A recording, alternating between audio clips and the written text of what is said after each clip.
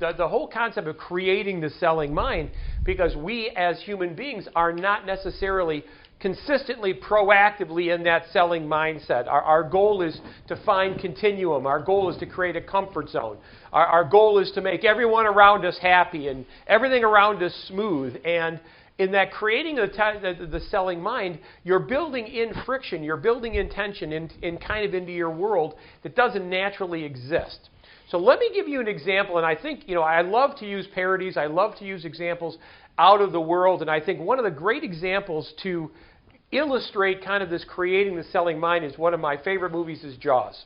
And the Matt Hooper, one of the characters that Richard Dreyfuss says this is the perfect killing machine, right? It only does three things. It eats, it sleeps, and it makes baby sharks. And because of its unique focus on a very small, narrow margin of things, they've remained relatively unchanged over hundreds of millions of years, right? You look at most animals or creatures, they've either gone extinct or they've changed, right? Whether it's physically changed, appendages, lost appendages, got appendages, grew, taken away, there's been substantive changes. But when they look at skeletons and they look at fossils related to the shark community, again, relatively unchanged. I think that speaks to the perfection of its creation. So when you think of that success that it had, it really had success in the world when you look at the world of animals because of its unique focus, right? Everything it touched, everything that shark came across, whether it's prehistoric or today, goes through one simple focus. Is this good to eat? That's it. There is no other brain expenditure. They're not, considering the higher points of the world. Everything they do is on instinct. But that one instinctual concept is this good to eat? Now, I recognize that we're not animals. And of course, I recognize the fact that we may be, as human beings, not able to have that singularity of focus.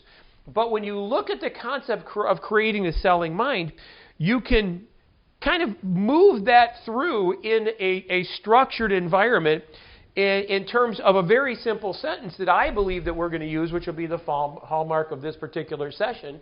And it's, can this, of whatever this is. Can this, I'm just going to put a blank here. Can this interaction, can this contact, can this company, can this person, can this website, can this sign, can this, whatever it is, make me money? Make me money. Now, to me, that's a pretty singular focus. There's not a lot of ambiguity. Can this and whatever this is make me money?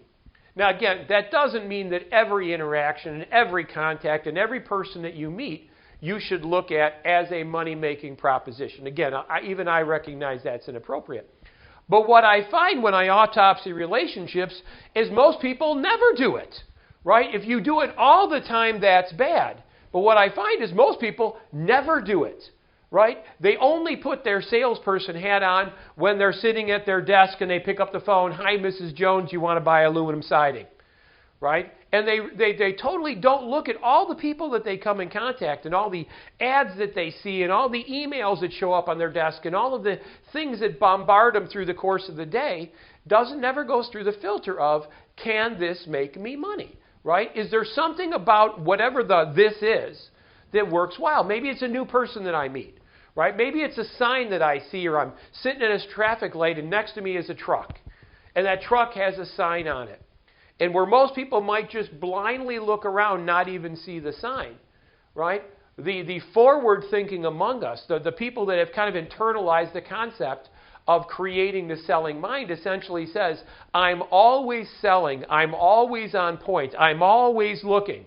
So the idea is that those that have kind of internalized the concept of the selling mind realize that it's okay to always have your antennas up. It's like a mother who is able to hear the cry of their child in a room with other children. For some reason, they uniquely tune into that particular cry of only their child, even though there might be multiple children in the room that are all making a similar noise. They can pick theirs out. And when I would do this session and I would talk to people about it, because it's such an elusive idea, how do you always be on point? How are you always selling? We created a very simple mathematical formula, right? I like to be able to look at things in terms of evidence or terms of mathematical formula. And although it's clearly not math, when you look at it, it easily connects the dots. Now, it always starts with you. This is you. Okay? This is you.